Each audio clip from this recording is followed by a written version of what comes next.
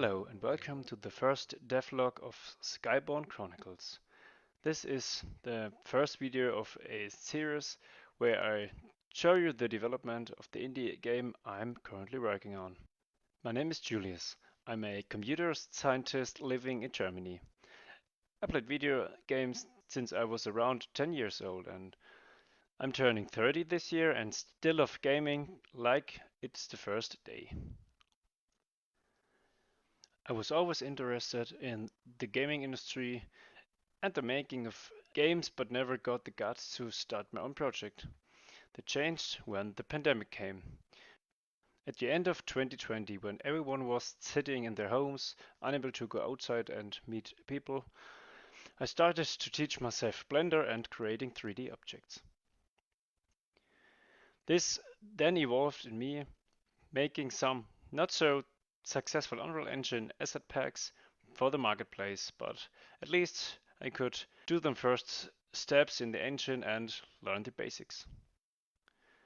The idea to create our own video game came at the end of 2022.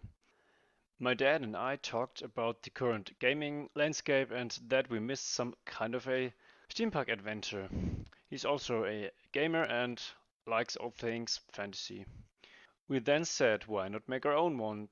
Since the game engines got better and better over the years and also made game development accessible for solo developers or small teams, we thought it was the time to start our own project.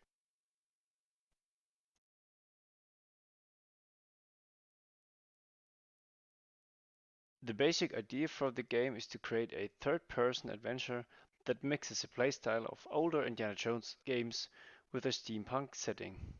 With older Indiana Jones games, I mean the Infernal Machine for the N64 or the Emperor's Tomb. These games had nice exploration gameplay with lots of treasures to find, but also some action and combat. As a steampunk reference, I would take games like Bioshock Infinite, The Order 1886 or Dishonored. Also the airship mechanics of a game called Guns of Icarus and multiplayer airship battle game are a good reference for how our game could look and function one day. The game will play in a semi-open world where the player can visit multiple cities and locations with his airship. He or she has to manage fuel and other resources while traveling. The main gameplay loop should be to explore open world hubs, several dungeons, talking to NPCs, and doing quests. There will also be some kind of a fighting mechanic, but combat is not the main part of the game.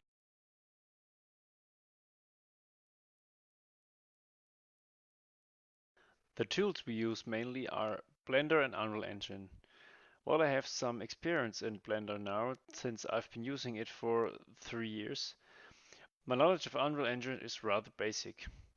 This means that I have to learn a lot of things along the way, but that's one of my main goals of this project, to gain knowledge and learn the tools to build a video game from ground up. The project started with Unreal Engine 5.1, but I will upgrade if suitable.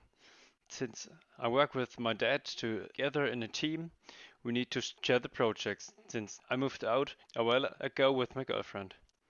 For that reason, I set up Azure DevOps and hosted the project there with Git LFS. With LFS, which means large file storage, I can upload large files that the project contains. I started a simple task board using Trello, where I can create new tasks and add descriptions. This helps me keeping track of the work and to plan new things to do.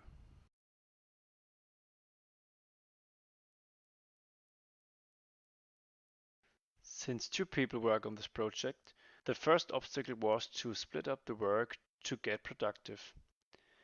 We started doing so by having 2 Unreal projects, one for my dad to get familiar with the Unreal editor and to start building first locations and maps that we then use to test the things I create in case of gameplay in the second project. With this approach, each person can work on his own part of the project, and if I have new things ready, I can migrate them to the other project and integrate it there. For the landscape, we use a Unreal Engine asset called Brushify, which is a bit expensive but gives us the opportunity to build nice looking landscapes without much effort to test things quicker. It provides landscape layers, background mountain items, and all kinds of foliage and building models to use. The first level is not done yet, but it's sufficient for some asset and gameplay tests. The next step will be to finish this and build more maps according to the lore of our game later. My first task in Blender was to build a steampunk looking airship from scratch. The airship will be one of the main parts of the game and therefore needs to be structured and built in a way that suits the planned features and aesthetics. At first, I looked up some references for old sail ships because this will be the base of our ship. We found an old historic book about the HMY Caroline, or Royal Caroline, as it was also called. This was a royal yacht from 1749 and served as Britain's principal royal yacht for about 70 years. My dad proposed this ship to me since he is well versed in historical topics and has the book about the ship in his bookshelf. The size of the ship is perfect for our means since it's not too big, but also not too small for several gameplay considerations. After getting the reference images from the book, I then modeled the hull in Blender by using a front and side view for the frame.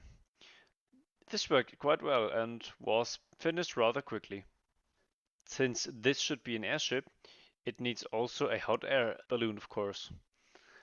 Blender's cloth physics simulation came into place here. I modeled the basic shape and then simply put pressure on it while disabling gravity, which then gave a nice rippled and filled up look. Since this is for a game, I created a second version and used a decimate modifier.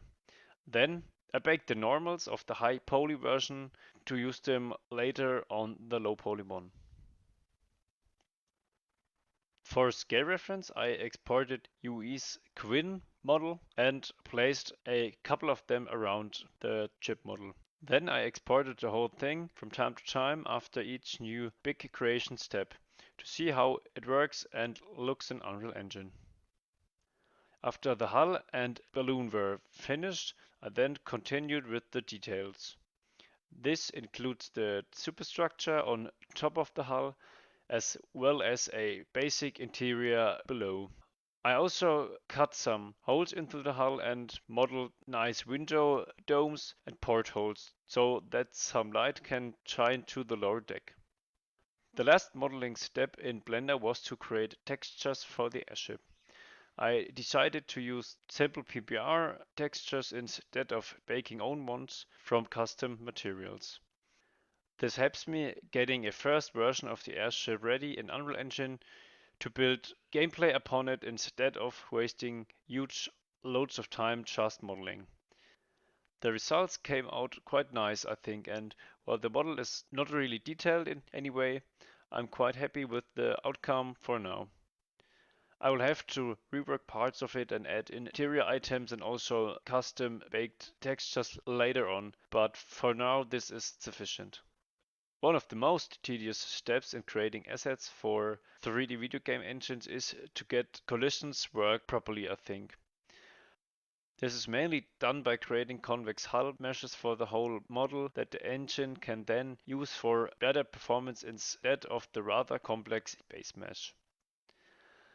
I had some struggle with this step in the past and mainly created these extra meshes by hand. This always took a lot of time and it's really no fun at all. Fortunately, I stumbled across a Blender add-on called Collider Tools. This tool can split up the model automatically or even create colliders for selected vertices or faces. I then used this to create colliders for the whole Airship model. This still took a rather big amount of time, but without the add-on it would have been much worse.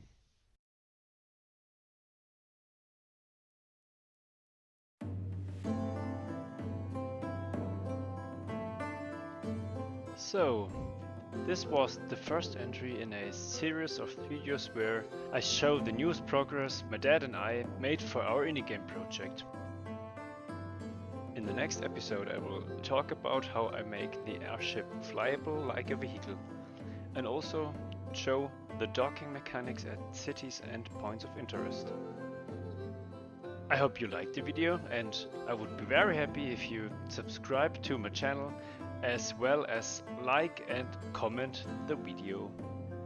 See you in the next one. Bye!